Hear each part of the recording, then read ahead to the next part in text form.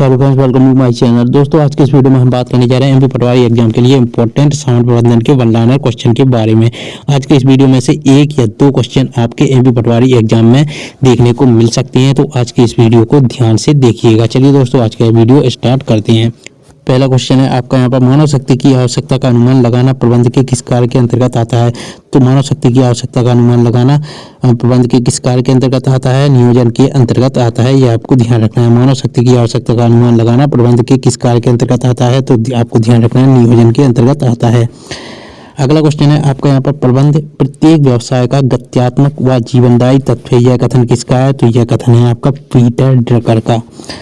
अगला क्वेश्चन है आपका यहाँ पर, प्रबंध के सबसे निचले स्तर को क्या कहा जाता है। तो प्रबंध के सबसे निचले स्तर को प्रथम श्रेणी प्रबंधक या पर्यवेक्षक प्रबंधक के रूप में जाना जाता है। नीतियों को क्रियान्वित करने वाला तंत्र कौन सा है, तो नीतियों को क्रियान्वित करने वाला तंत्र आपका ये सिस्टम आपका क्या है, संगठन है। ये आपको ध्यान रखना है।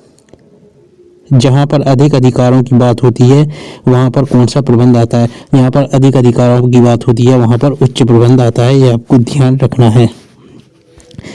प्रबंध कैसी प्रतिभा है, तो प्रबंध जन्मजात एवं अर्जित प्रतिभा है। ये आपको ध्यान रखना है। प्रबंध वही है जो प्रबंधक कार्य करता है। किसका कथन है, तो प्रबंध वही है जो प्रबंधक कार्य करता है। प्रबंध वही है जो प्रबंधक कार्य करता है। यह कथन किसका है, यह है आपका लुईस एलन का। यह आपको ध्यान रखना है। कथन आपको बताना है किसका है, तो लुईस एलन का है। यह आपको ध्यान रखना है। समामेलन से पूर्व की हानि कहाँ डेबिट की जाती है। तो समामेलन से पूर्व की हानि कहाँ डेबिट की जाती है, तो समामेलन से पूर्व की हानि आपको पूछी गई है कहाँ डेबिट की जाती है, तो ख्याति खाते में। किसमें, ख्याति खाते में आपकी समामेलन से पूर्व की हानि डेबिट जाती है। यह आपको ध्यान रखना है। और इस ख्याति खाते को हम क्या बोलते हैं, गुडविल अकाउंट भी बोलते हैं। तो यह आपको ध्यान रखना है। अगला है आपका, प्रबंध कला है या विज्ञान। तो ये आपको ध्यान रखना है। प्रबंध कला भी है और विज्ञान है, तो आपको ध्यान रखना है। प्रबंध कला और विज्ञान दोनों है। ये आपको ध्यान रखना है। यह वह परिसंपत्ति यानी एसेट जो अल्प समयावधि के अंदर नगद में परिवर्तित की जा सकती है क्या कहलाती है। तो वह एसेट या परिसंपत्ति जो अल्प समयावधि के अंदर नगद में परिवर्तित की जा सकती हैं क्या कहलाती हैं, तो तरल परिसंपत्ति इनको बोलते हैं। तो वह परिसंपत्ति जो अल्प समयावधि के अंदर नगद में परिवर्तित की जा सकती है वह तरल परिसंपत्ति कहलाती है। यह आपको ध्यान रखना है। लिक्विड एसेट बोलते हैं इनको। गुडविल यानी साख किस प्रकार की परिसंपत्ति का एक उदाहरण है, तो गुडविल आपकी अमूर्त व स्थायी परिसंपत्ति का एक उदाहरण है।